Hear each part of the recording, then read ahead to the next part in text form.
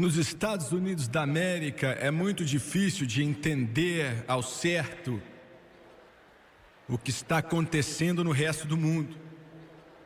Eu temo que venhamos ver através de lentes coloridas. É muito difícil para nós entender que tudo no mundo não é exatamente como é aqui no nosso país. E até mesmo na América hoje, ainda que eu creia que os Estados Unidos possivelmente, espiritualmente e de outras formas, pode estar melhor do que já esteve em muito tempo, vou dizer que temos um longo caminho a percorrer. Economicamente ainda vemos um déficit de mais de 200 bilhões de dólares sobre nós.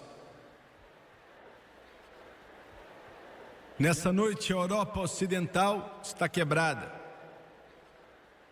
totalmente falida. O leste europeu é pouco mais que um estado escravo. A União Soviética, a casa do condenado, decidida a escravizar o mundo no terrível comunismo. A América Central, a América do Sul, outras nações do mundo com pouco senso de direção ou propósito e pouca esperança para o amanhã. A África parte o seu coração. Outro dia mesmo estive lá. Nas últimas semanas vimos nossos noticiários cheios de representações, de filmagens muito vivas da multidão que está morrendo de fome na Etiópia. Eu estive em Moçambique há alguns dias atrás e é um pouco pior que a Etiópia.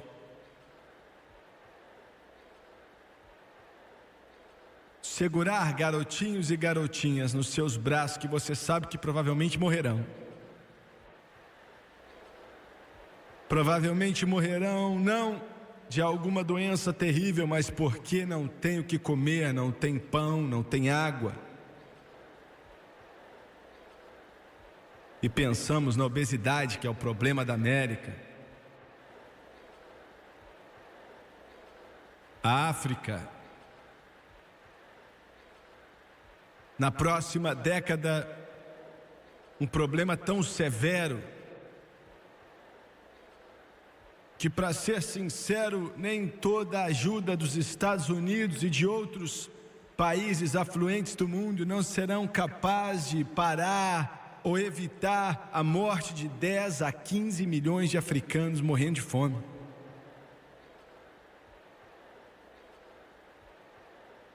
Quando você vê aquilo de perto, o que descrevi para você e alguns de vocês para a televisão também,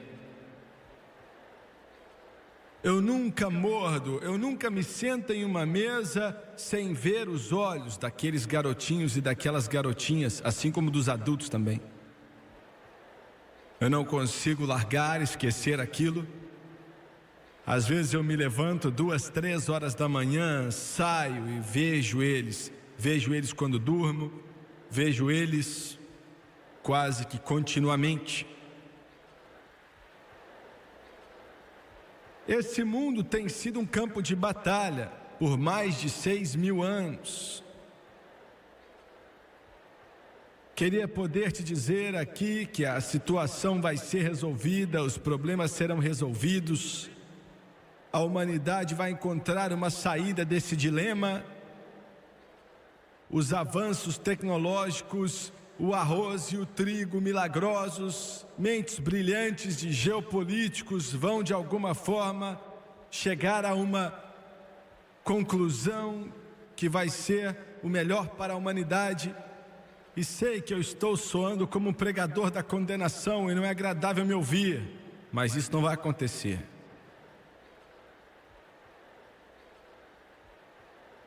Essa batalha tem estado sobre o mundo por século após século após século, e há uma razão para isso.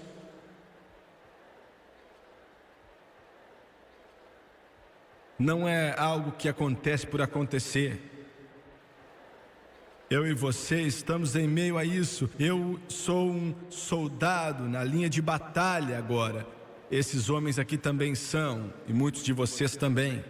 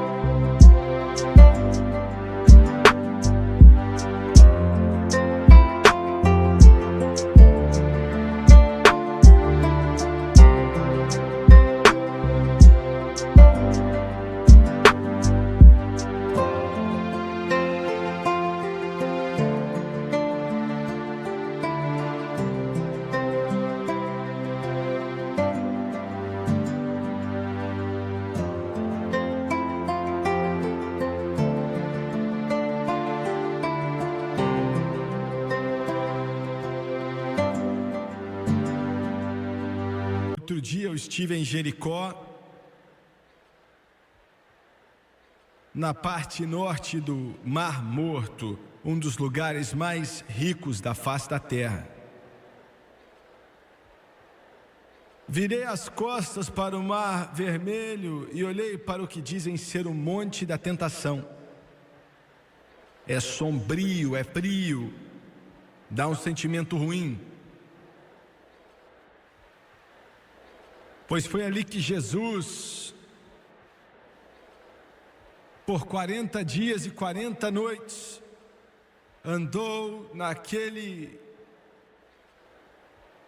deserto, cheio de trilhas, cheio de bestas, na escuridão. Enquanto eu estava ali pensando, e todas as vezes que eu vou para lá, eu fico olhando para aquele lugar. Ali Satanás apareceu para Jesus. E com toda a estratégia e com tudo que o mundo maligno pode oferecer, a Bíblia diz que em um instante ele mostrou a Jesus os reinos deste mundo.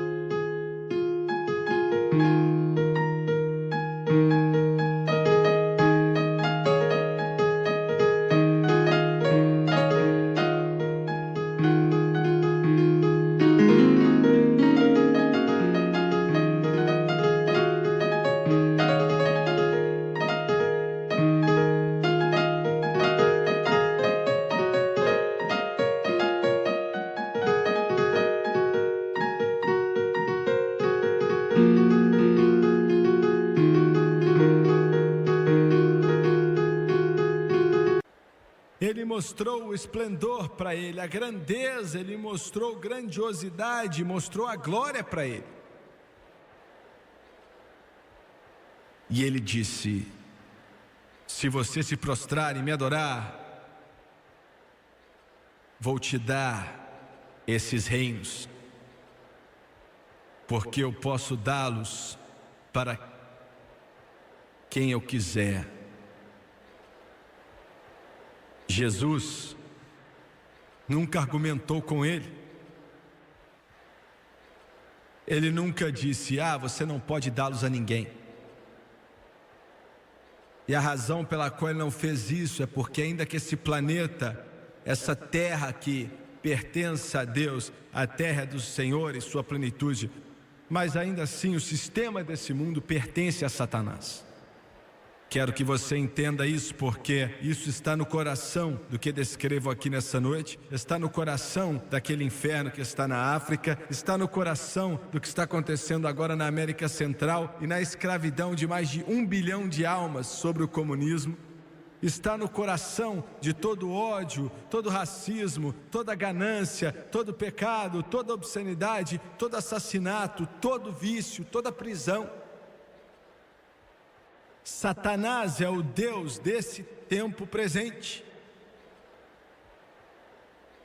E eu espero abrir nessa noite os seus olhos para ver um pouco, pelo menos, para que você veja um pouco do que você está envolvido.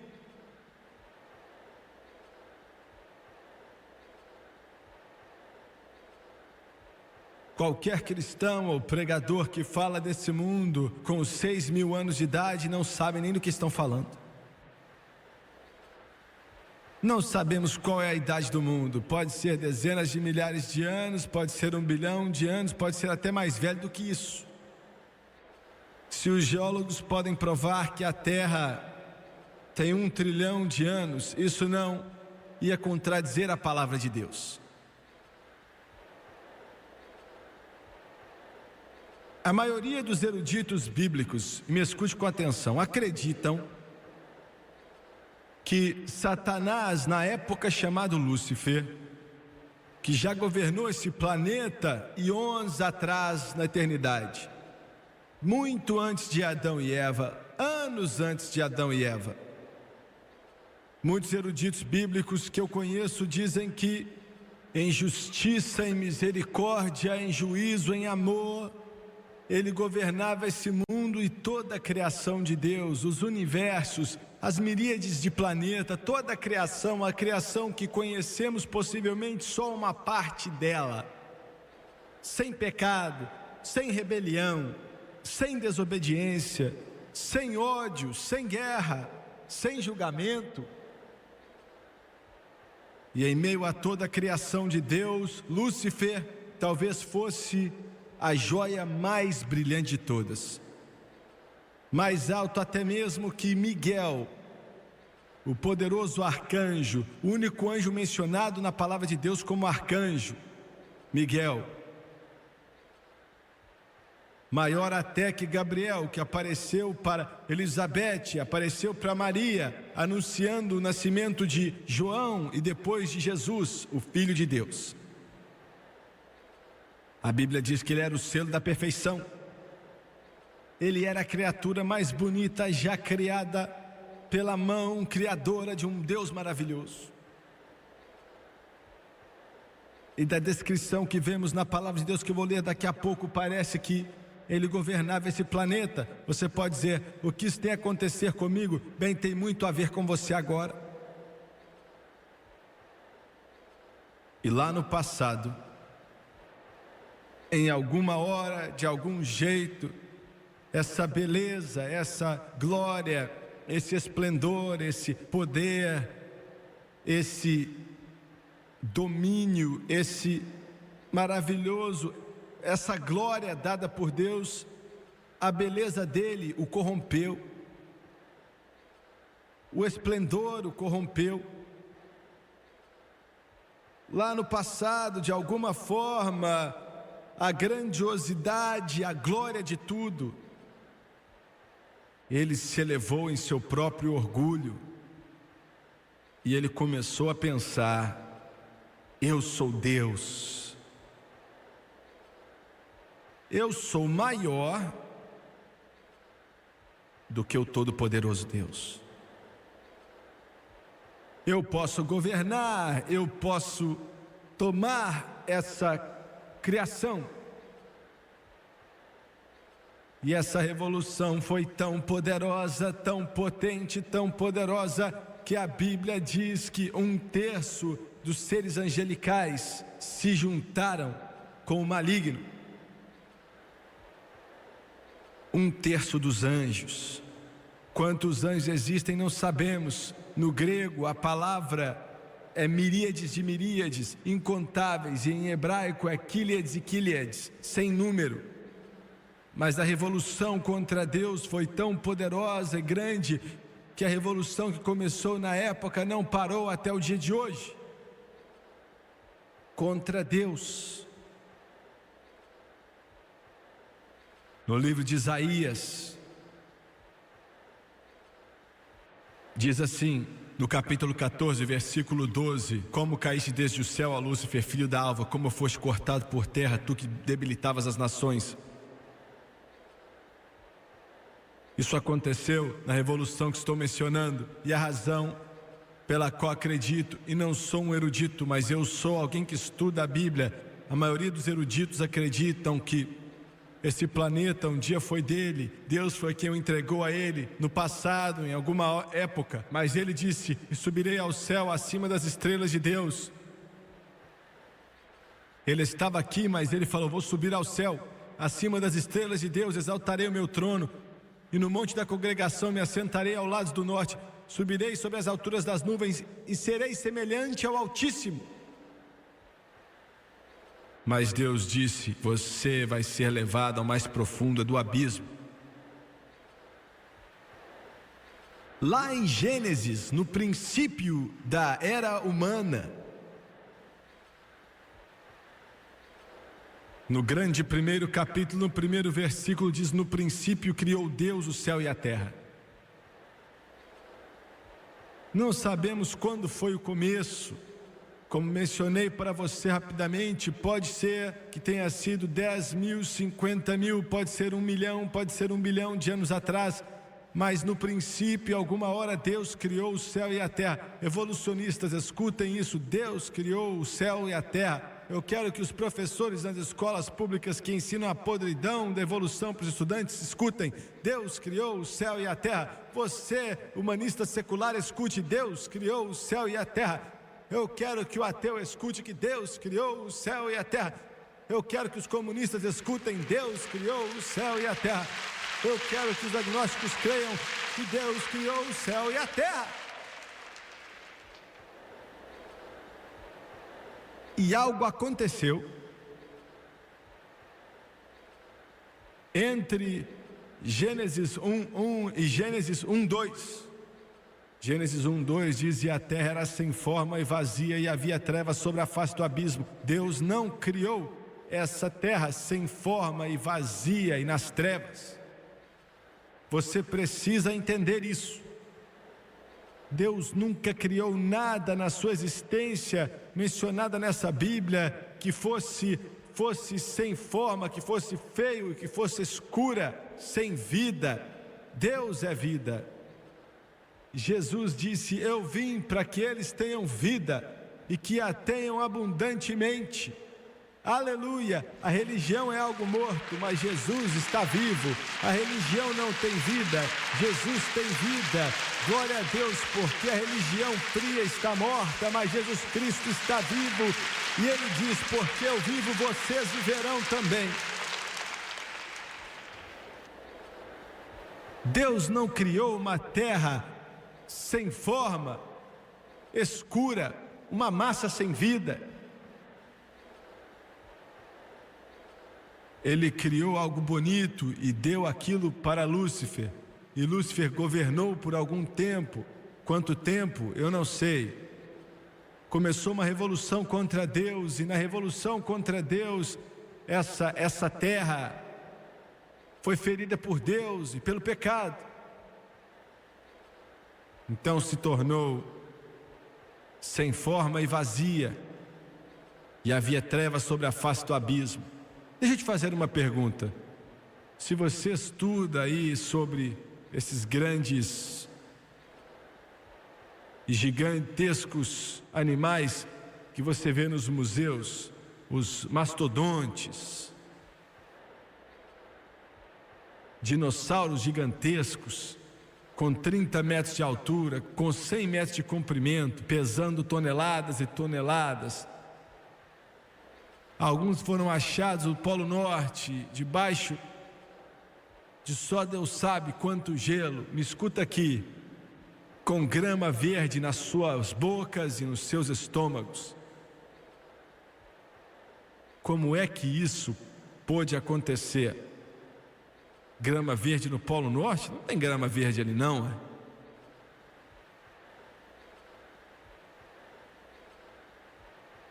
Não há explicação nenhuma para isso, senão uma só. Em Jeremias, vemos o seguinte: Jeremias disse: observei a terra, e eis que era sem forma e vazia. Também os céus, e não tinham a sua luz. A mesma terminologia que está em Gênesis 1:2. A terra não tinha forma, estava vazia. Observei os montes, e eis que estavam tremendo, e todos os outeiros estremeciam. Observei, e eis que não havia homem algum, e todas as aves do céu tinham fugido. Vi também que a terra fértil era um deserto, e todas as suas cidades estavam derrubadas diante do Senhor, diante do furor da sua ira.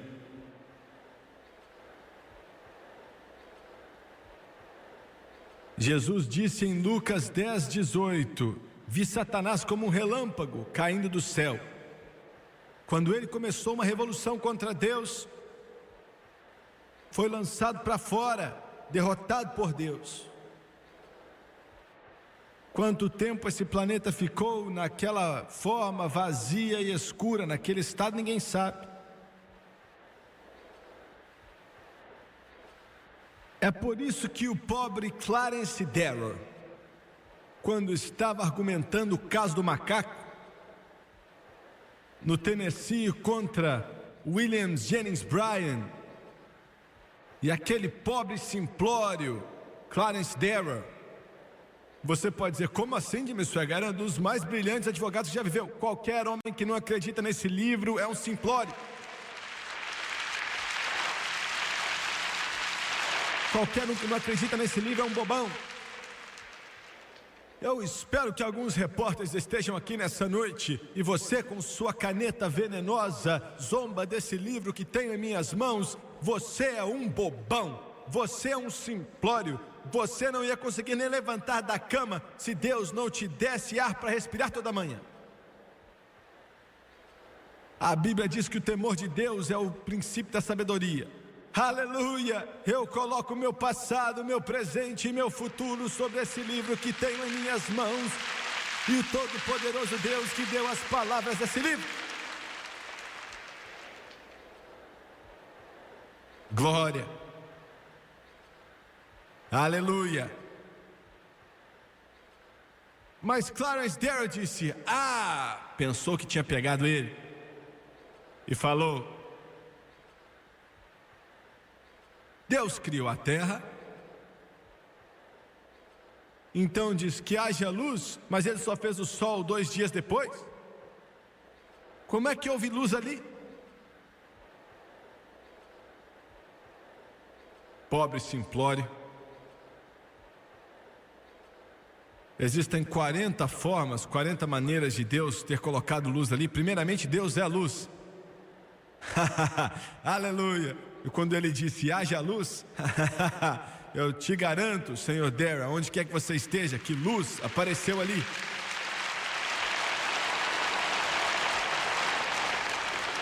Mas vou ser um pouco mais científico. Deus não criou o sol há 6.000 anos atrás. Aquele sol foi criado muito antes. Quando essa grande revolução contra Deus apareceu, haviam trevas, sempre esteve ali. Deus o criou lá no passado. Deus não chegou e criou uma bola no céu, tudo já estava ali. Tudo que ele teve que fazer é dizer uma palavra, então começou a refletir de novo a luz nesse planeta. Mas eu não acredito nisso. Eu sei, você acredita que veio de um macaco. Eu sei no que você acredita. Você acredita que você há 1 trilhão de anos atrás veio de uma ameba, de um oceano, e então você começou a crescer braço, depois você virou um sapo, depois virou um macaco, e agora você existe do nada. Um pouco diferente.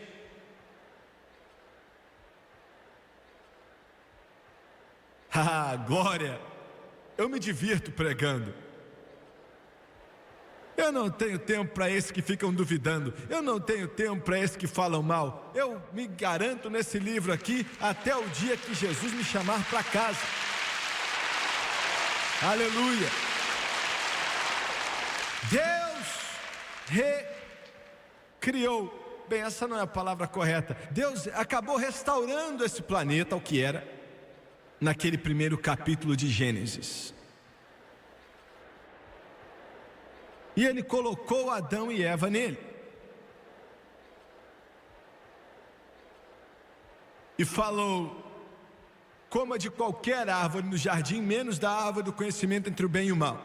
Não coma dela, porque no dia que você comer, você morrerá certamente. Alguns de vocês estão olhando para mim e conhecem um pouco da Bíblia e estão perguntando: para que foi que Deus colocou aquela árvore naquele lugar? Essa árvore é a causa de nossos problemas. Não, a árvore não era a causa do problema. Adão e Eva foram a causa do problema. Você pode dizer: se eu tiver uma casa maior, eu vou ficar satisfeito. Um carro mais novo, vou estar satisfeito. Se eu puder largar minha esposa, conseguir uma outra, largar meu esposo, conseguir um outro, vou ficar satisfeito. Meu irmão, seu esposo, sua esposa, seu carro, seu trabalho não é o problema. Você é o problema, você é o problema. E quando sua vida for mudada pelo poder do Todo-Poderoso Deus e receber Jesus em sua vida, seus problemas serão solucionados. E Ele colocou Adão e Eva no jardim, e alguém disse: bem, o homem é um primata, ele já andou nas quatro patas. Outro dia encontraram, eles disseram, um esqueleto em algum lugar na África, que supostamente tinha 900 milhões de anos, ou algo assim. E ficaram surpresos, porque ele não estava andando de quatro patas, ele estava de pé.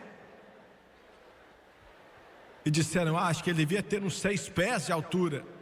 O tamanho do sapato dele devia ser 43. Aleluia!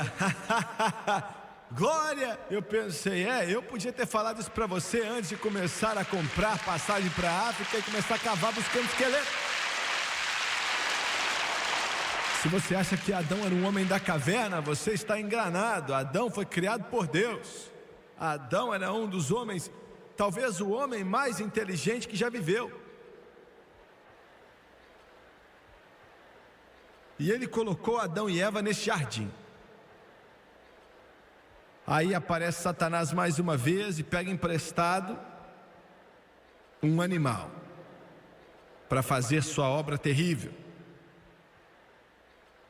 Veja bem, esse planeta já foi dele, ele quer de volta. Costumava ser dele, ele quer de volta.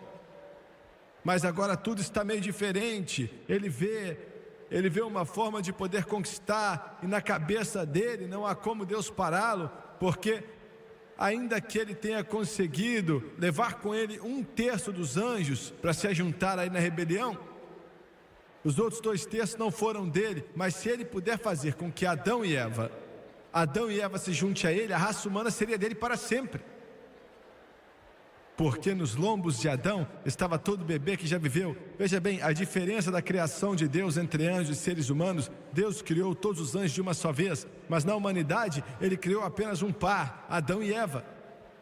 E dali em diante, dos lombos de Adão, da progenitura dele, viria todos nós.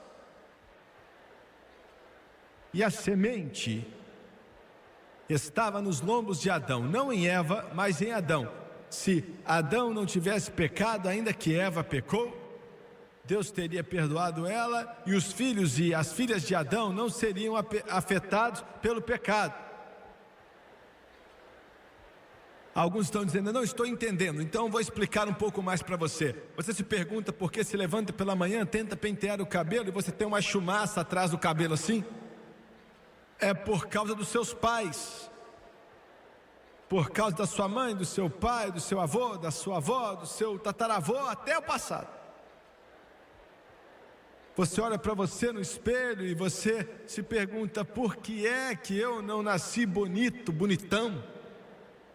E jovem, você olha no espelho e pensa: por que eu não nasci linda? Mas olha para mim. Alguns de vocês se perguntam: por que eu tenho esse temperamento explosivo? Porque eu tenho essa personalidade maluca? Porque eu tenho todos esses problemas?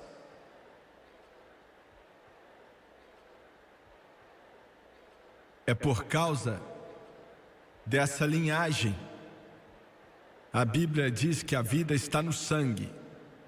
Você se perguntou por quê? Olha, eu não sei se você está gostando, mas eu estou gostando de pregar, viu? Sério mesmo. Você se perguntou porque quando fala do corpo glorificado de Jesus, eles chamam de sangue. Não, quer dizer, chamam de carne e osso, mas não fala de sangue. Mas a Bíblia diz que a vida está no sangue.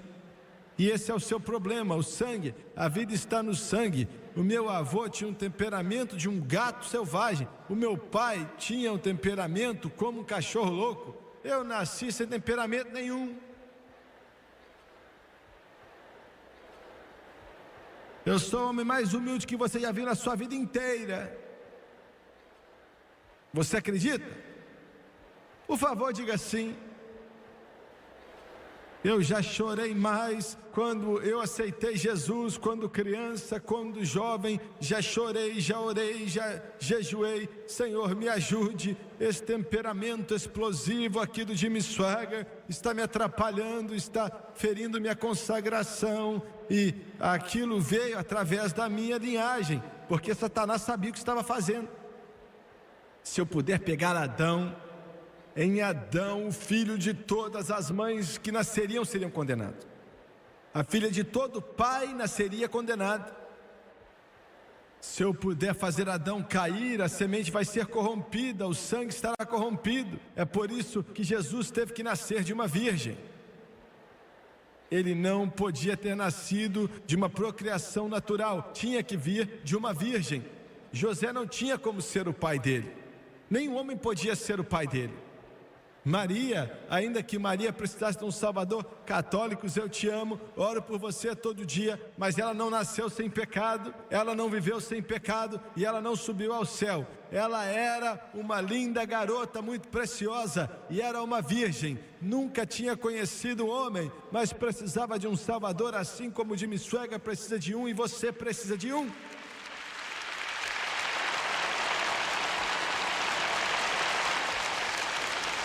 Mas isso não corrompeu Jesus, porque a semente vem do homem. E a vida está no sangue. E quando ele nasceu, a encarnação, o sangue dele era puro e perfeito. Por isso ele pôde dizer: Satanás não tem parte em mim.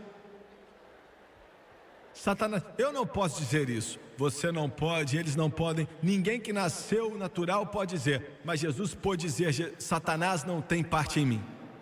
Não sou um produto da queda, eu não sou um produto do pecado, eu sou perfeito, eu sou puro, eu sou Deus, aleluia. Eu não estou servindo Maomé, ou Senhor Moon, ou Senhor Buda, mas eu estou servindo o Filho de Deus vivo, Jesus Cristo.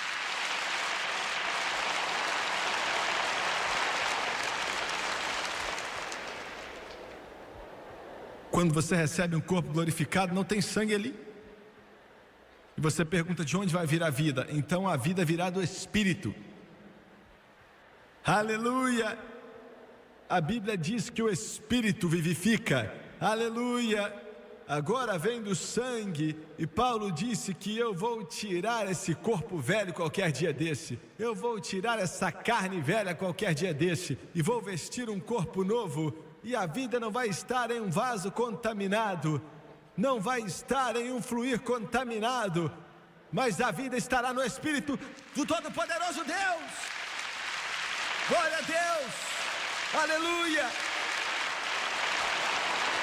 E é por isso que quando você é salvo, cheio do Espírito, que o Espírito vem sobre você e você sente, tem vida nele, vida nele. O Espírito Santo não está derramando água em você, confirmando, Ele não está batizando você na água ou na comunhão. Ele é Deus e Ele vem morar em você.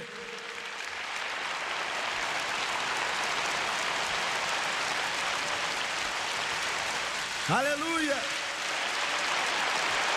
Você pode dizer: olha, eu queria largar essa carne, essa velhice, esse templo que é tão corrompido. Então, quando Satanás traçou seu plano, ele sabia o que estava fazendo. se eu puder pegar Adão, o mundo vai ser meu, só meu. E Adão caiu, trocou de senhores. Deus era o senhor dele, agora Satanás passou a ser seu senhor. O pecado entrou no mundo, o ódio, a ganância. Satanás se tornou o Deus desse mundo atual, o Senhor da humanidade. Você escuta às vezes o pregador dizer: Jesus é o Senhor de Richmond, Jesus é o Senhor dos Estados Unidos, Jesus é o Senhor do mundo. Jesus não é, um dia ele vai ser, mas ainda não é. Satanás é o Deus dessa era presente.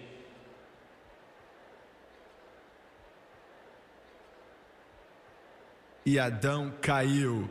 Foi algo tão terrível, é a causa de toda doença que temos hoje. O homem tem lutado os resultados do pecado. Um bebê nasce com leucemia e os pais passam por coisas terríveis vendo ele morrer. Isso é um resultado da queda. Um homem forte e saudável descobre que está com câncer e o corpo dele começa a atrofiar, ficar fraco e ele morre. Isso é resultado da queda. Aquelas milhões de pessoas que estão na África, magos, com fome, morrendo de fome.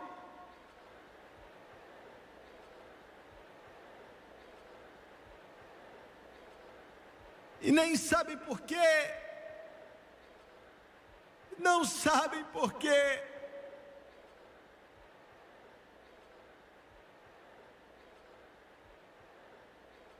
É um resultado da queda. Porque Satanás disse em Gênesis 3, 4 e 5: e serão como deuses. Agora está na mão dele. O sistema desse mundo é dele. Ele tem tudo que a pessoa que vai nascer, 1600 anos. As únicas duas pessoas nessa face da terra que nós sabemos ao certo, fora Noé e sua família, que foram para o céu, Caim e Enoque.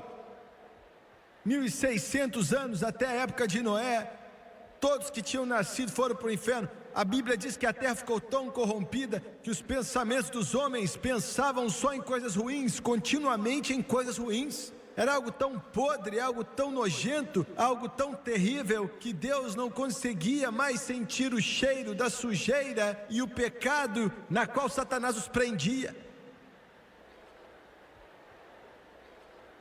E Deus acabou com aquilo com água, salvando só Noé e sua família. Depois do dilúvio,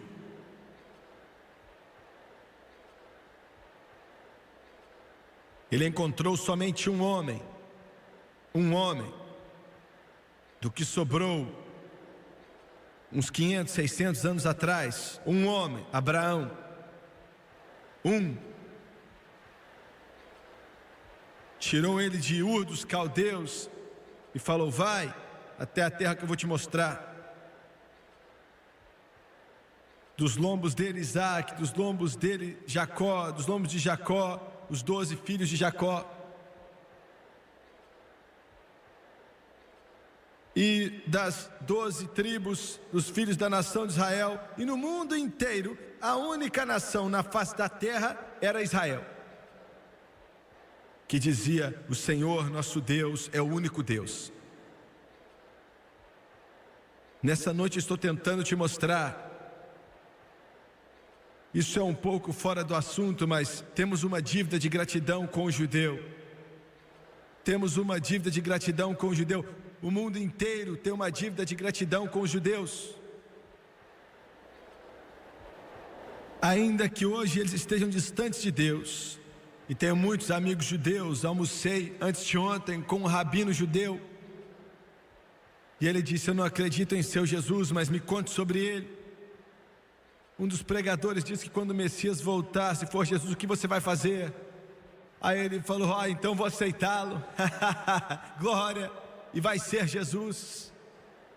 Nós temos uma dívida com o povo judeu, temos uma dívida com Moisés, temos uma dívida com Abraão, com Isaac, com Jacó, temos uma dívida com eles. O mundo inteiro hoje é contra o povo judeu no Estado de Israel, e a fortuna da América depende de como os Estados Unidos vai tratar Israel. Senhor presidente, aconteça o que acontecer, não assine uma lei, não faça nada que seja contra a nação de Israel, porque Deus disse em Gênesis: aqueles que abençoarem Israel, eu os abençoarei, e aqueles que amaldiçoarem Israel, amaldiçoarei. Se você quer bênção, senhor presidente, segure a mão de Israel.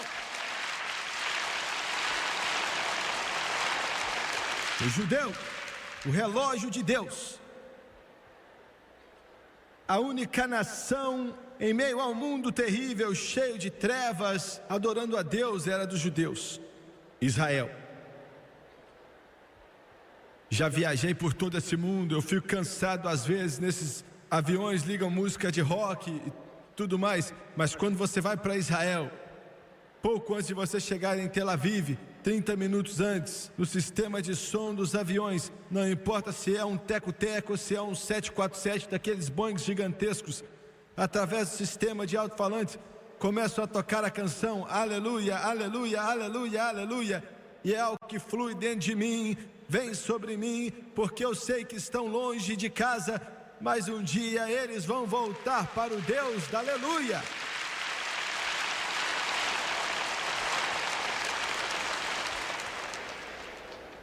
Israel abandonou a Deus,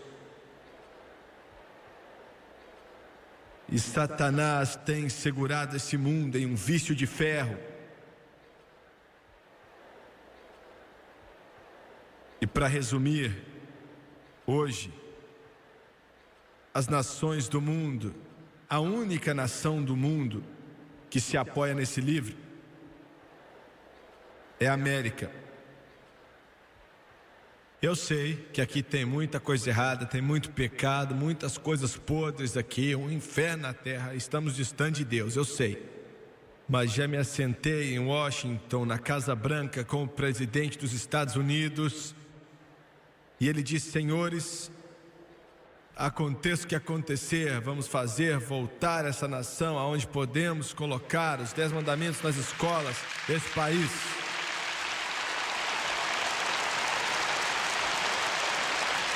Vamos conseguir colocar a palavra de Deus nas escolas mais uma vez, para que nossos meninos possam se levantar e orar nas escolas públicas.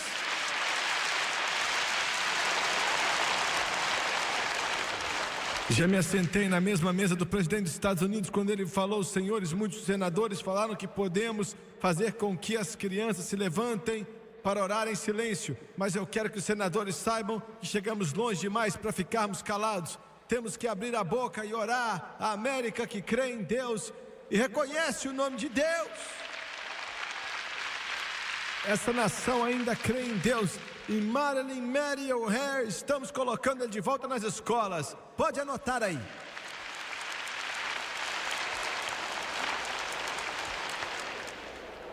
Aleluia. Tem um problema aparecendo aí, hein? Duas grandes forças estão nesse mundo hoje tentando tomar posição, tentando tomar o controle. Uma democracia baseada em princípios judeus cristãos e a outra é o comunismo, baseada em materialismo secular, o ateísmo. Infelizmente, a razão pela qual a América, nós temos um déficit de 2 bilhões de dólares, e líder após líder não entende o comunismo nos Estados Unidos. Talvez o que temos agora entenda melhor do que qualquer um outro.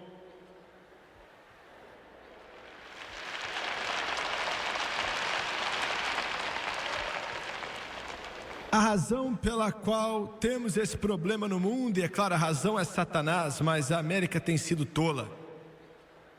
Veja bem, os comunistas é uma raça totalmente diferente de homens, dos americanos.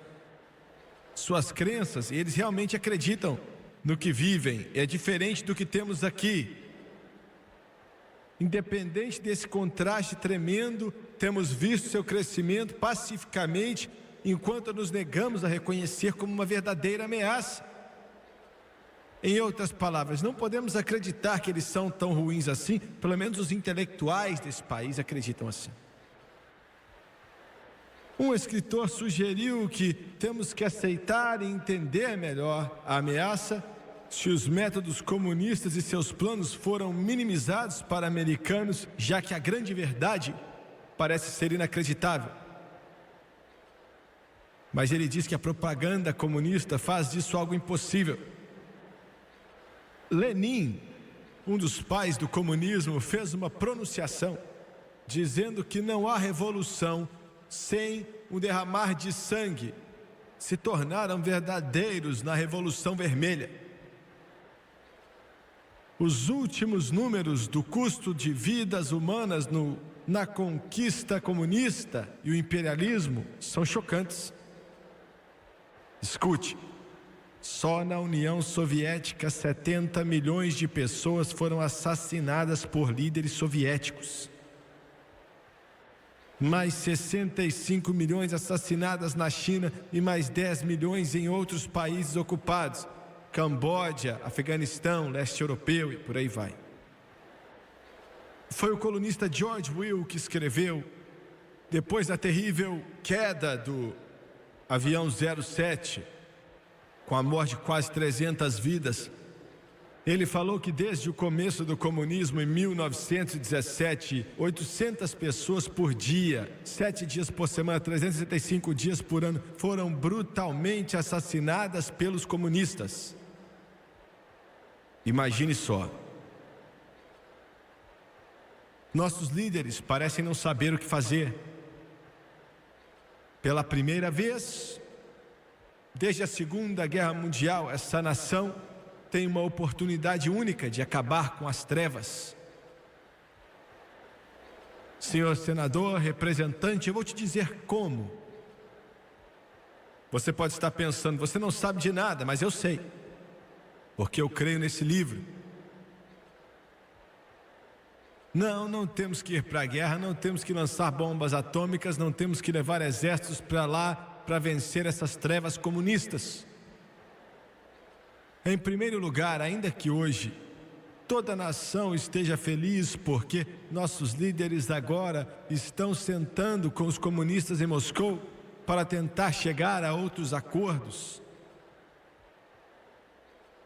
nós não devemos entrar em nenhum acordo com a União Soviética.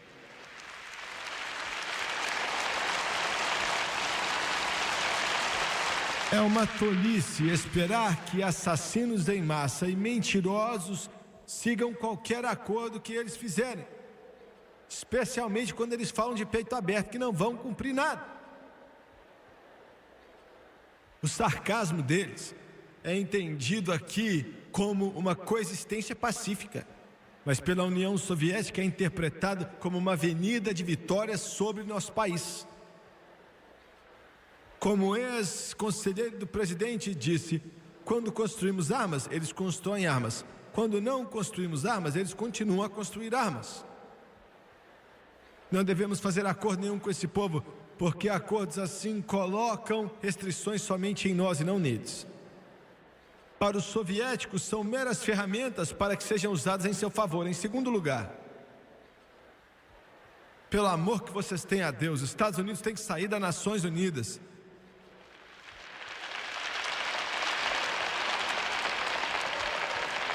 As Nações Unidas foi revelada finalmente pelo que realmente são, pessoas que promovem a atitude comunista no mundo inteiro.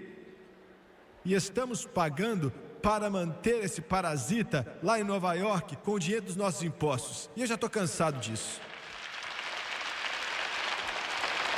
Em terceiro lugar, não devemos vender nada para nenhum país comunista ou comprar nada de países que usam a força escrava. Todas as pessoas em países comunistas são pouco mais que escravos.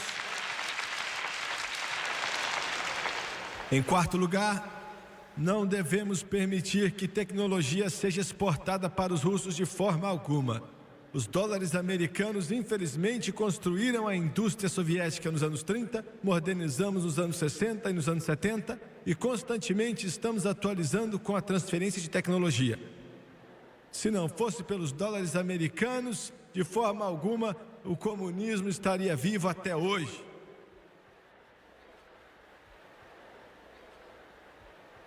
O presidente Reagan está tentando parar isso, ainda que ele só tenha começado. Veja bem, esse sistema podre do comunismo é tão terrível que com um empurrãozinho estaria em uma posição extremamente precária. Em quinto lugar,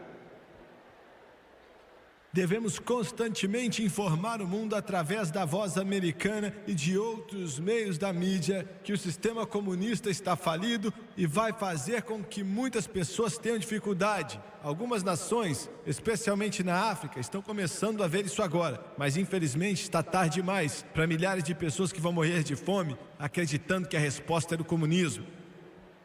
Em sexto, senhor presidente, essa nação tem que ser, sem dúvida alguma, a nação mais forte na face da terra.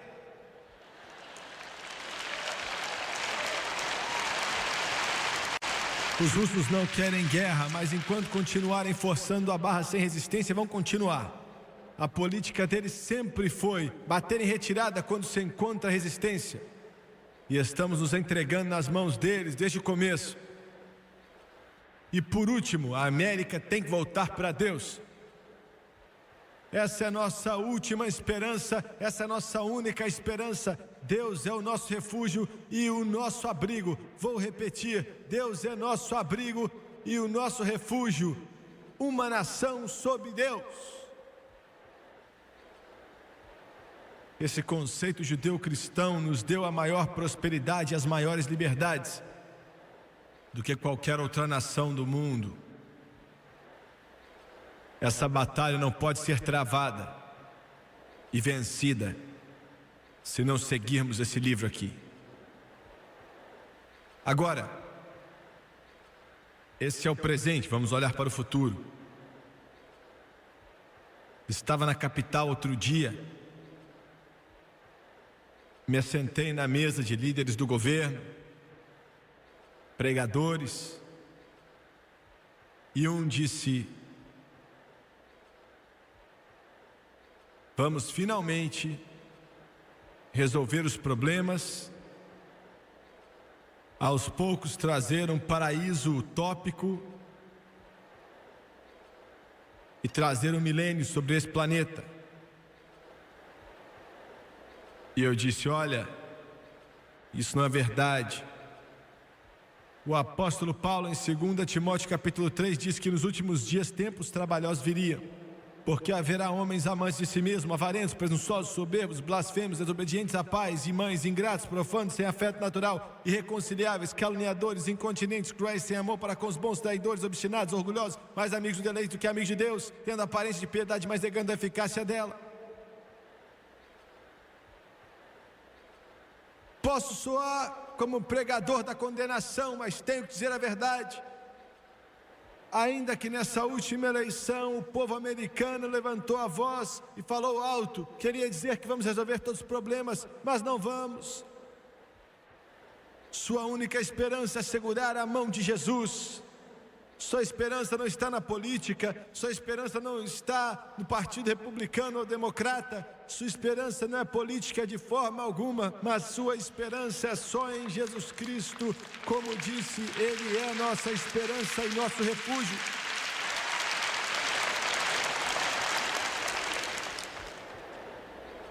Queria poder dizer que como evangelista vamos fazer desse mundo um lugar melhor e trazer o reino para cá, mas não vamos.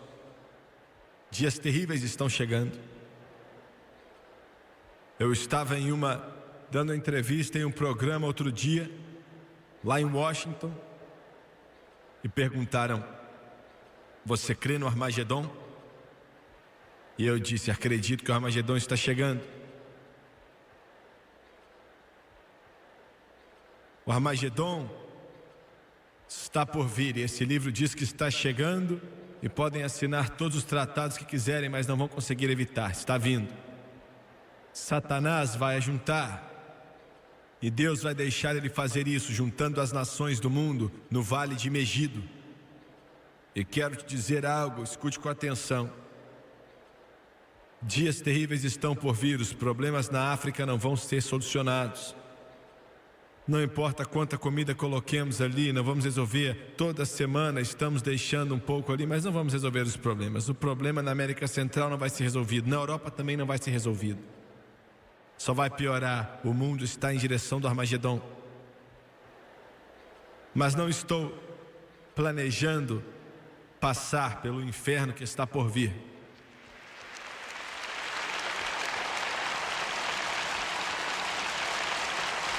Paulo disse: pois o Senhor descerá do céu com alarido, com voz de arcanjo e com a trombeta de Deus. E então Paulo disse que os mortos em Cristo ressuscitarão primeiro, e nós que estamos vivos vamos encontrar com Ele nas nuvens, para encontrar o Senhor nos ares, e para sempre estaremos com o Senhor. Estou preparado para sair desse mundo, estou esperando Jesus voltar, estou me preparando para a volta do Rei dos Reis e Senhor dos Senhores. Cristão, você pode comprar feijão seco, encontrar um buraco no chão e esconder, esperando o anticristo se você quiser. Mas estou me preparando para subir.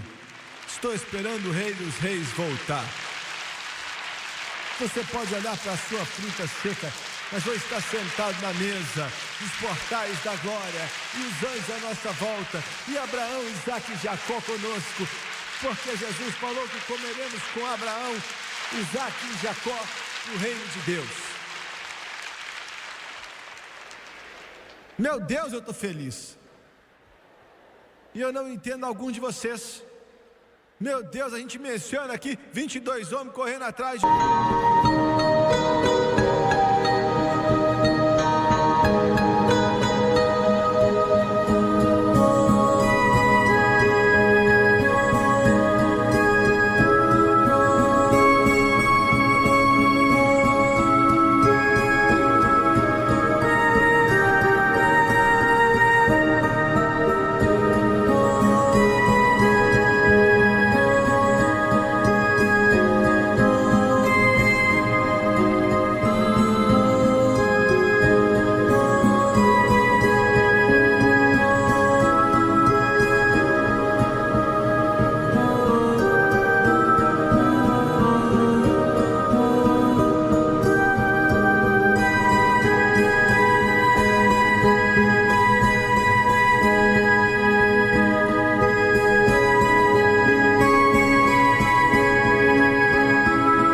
bola e a pessoa fica toda empolgada. Estou falando desse jogo de futebol, de beisebol, sei lá. Você menciona o time do Galo, você fica empolgado. Você menciona uma novela, talvez também, não é? Ou um seriado qualquer aí.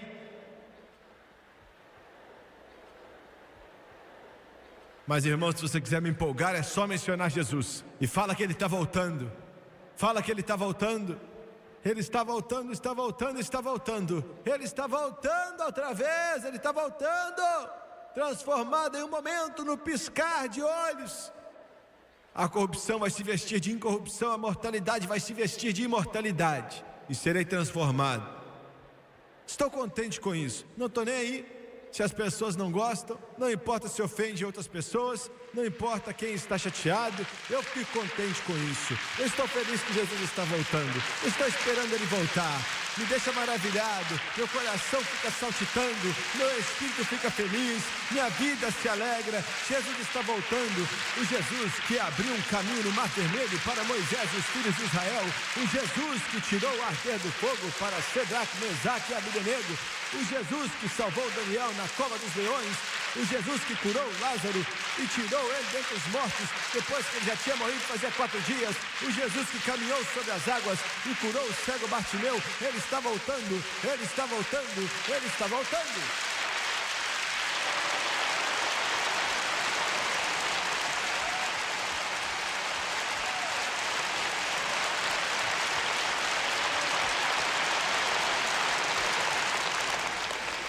Você não tem que ficar empolgado assim com isso não, Jimmy Swaggart. Isso é emocionalismo.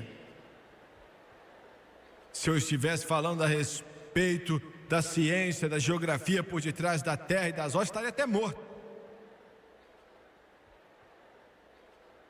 Mas estou falando da volta de Jesus, o Rei dos Reis, Senhor dos Senhores, mais belo entre os milhares, a estrela da manhã. Aleluia, aleluia, aleluia. Já cumprimentei presidente, já estive na mesma mesa dos mais altos do mundo, mas até cumprimentar as mãos marcadas pelos cravos de Jesus, eu não vou saber o que é glória e alegria de verdade.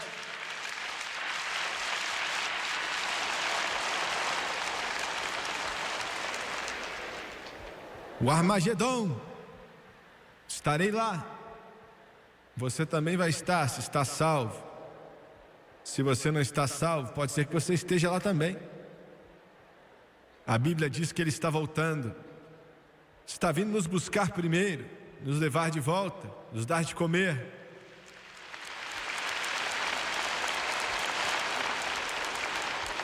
E depois vamos voltar com Ele.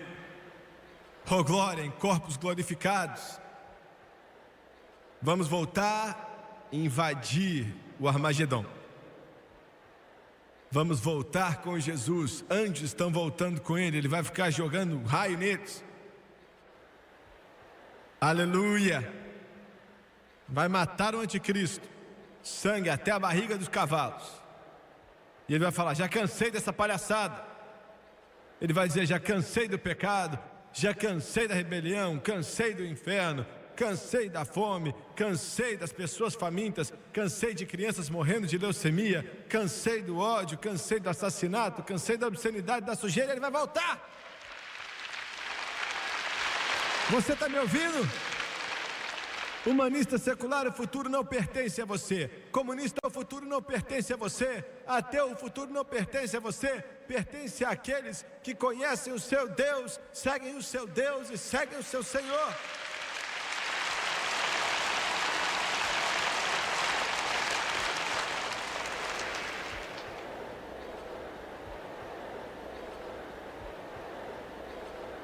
Aleluia. Em Apocalipse 20, e vi descer do céu um anjo, que tinha a chave do abismo e uma grande cadeia na sua mão. Ele prendeu o dragão, a antiga serpente, que é o diabo e Satanás. Aleluia. Estou esperando esse dia. E amarrou-o por 1000 anos. Glória. Lançou-o no abismo e ali o encerrou, e pôs selo sobre ele para que não mais engane as nações. Veja bem, as nações, não engane mais as nações. Não vamos ver mais fome lá na África, não vai mais existir isso, até que os 1000 anos se acabem. Depois importa que seja solto por um pouco de tempo. Quando acabarem os 1000 anos, Satanás será solto da sua prisão e sairá a enganar as nações que estão sob os 4 cantos da terra, Gog e Magog, cujo número é como a areia do mar, para as ajuntar em batalha 1000 anos depois do começo do reino milenar. E subiram sobre a largura da terra e cercaram o arraial dos santos e a cidade amada. E dessa vez Deus vai acabar com ele, e de Deus desceu fogo do céu e os devorou. E o diabo que os enganava foi lançado no lago de fogo e enxofre, onde estão a besta e o falso profeta, e de dia e de noite serão atormentados para todo o sempre. E João disse: eu vi um novo céu e uma nova terra, porque já o primeiro céu e a primeira terra passaram, mas já não existe. Eu, João, vi a santa cidade, a nova Jerusalém, que de Deus descia do céu, adereçada como uma esposa ataviada para o seu marido. E ouvi uma grande voz do céu que dizia: eis aqui o tabernáculo de Deus com os homens, pois com eles habitará, e eles serão o seu povo. O mesmo Deus estará com eles, será o seu Deus, e Deus limpará de seus olhos toda lágrima, e não haverá mais morte, nem pranto, nem clamor, nem dor, porque já as primeiras coisas são passadas. Outro dia recebemos uma carta bem curta, vinda de um garotinho de 8 anos de idade. Eu espero que você esteja assistindo, filho.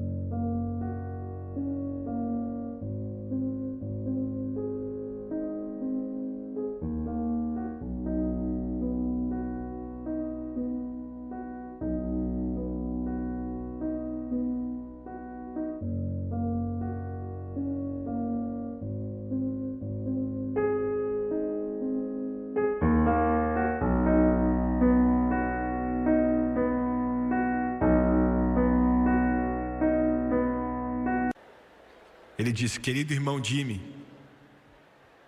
eu tenho 8 anos e minha mãe morreu em 1982. Ainda penso muito nela, choro quase que todas as noites. Agora tenho uma madrasta e ela é uma alcoólatra. Quando ela fica bêbada, ela me bate. Com 8 anos, ele disse: eu só tenho isso a dizer. Você pode orar por mim, Jimmy? Você acha que Deus me ama? Sim, filho. Deus te ama. Aguenta firme. Não é fácil, mas aguenta firme, meu amigo. Está para mudar. Jesus está voltando, e aquele que trouxe toda dor para o mundo, prendendo pessoas nas trevas, vai ser preso para todo o sempre. Aguenta firme, Deus te ama. Aguenta firme, Deus te ama. Abaixe sua cabeça, por favor.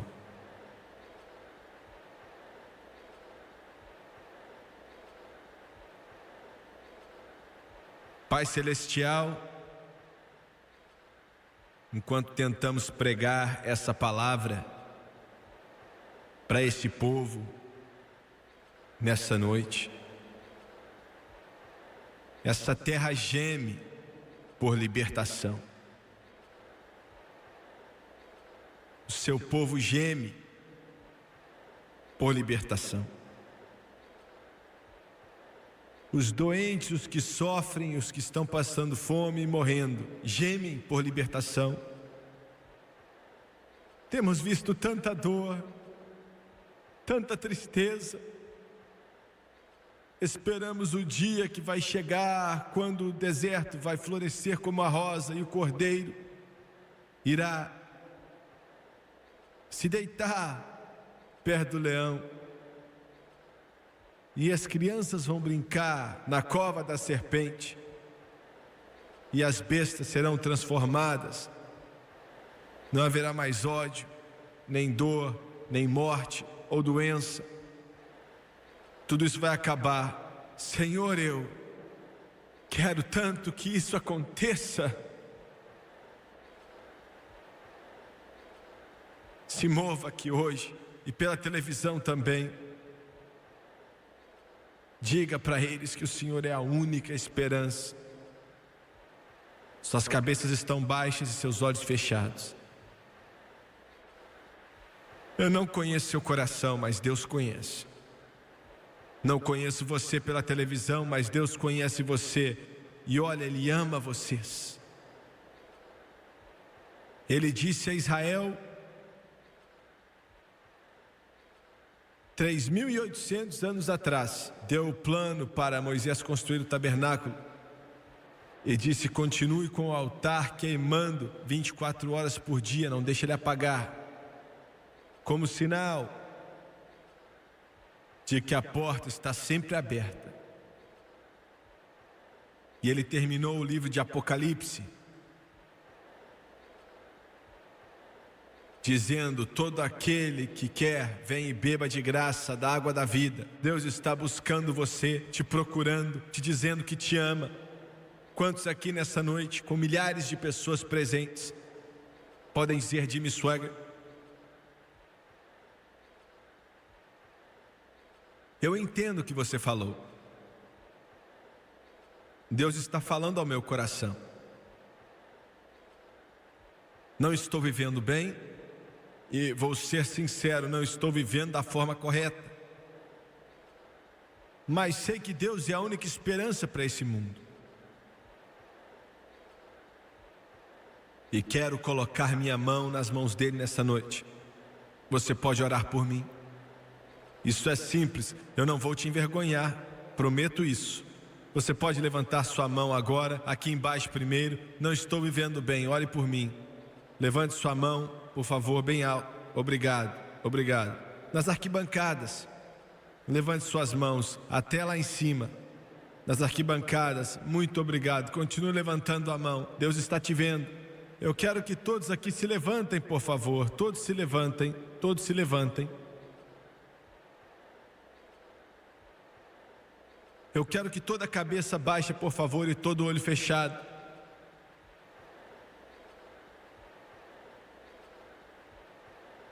Me escute com atenção, eu creio que Deus está falando através de mim agora.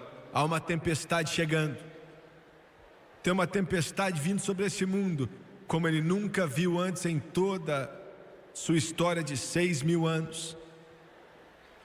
Já dá para ver os clarões dos relâmpagos, já dá para ouvir os estrondos do trovão. Está vindo. Já estive lá, eu sei, já vi, ela está vindo. Está vindo. O Espírito Santo de Deus está clamando: rápido, rápido, entre no barco, o tempo está acabando.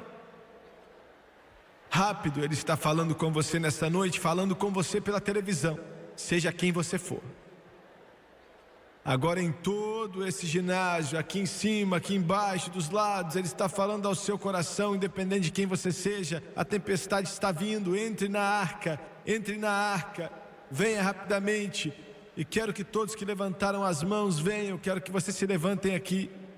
Você não está vindo para o Jimmy Swaggart, vindo para Jesus Cristo.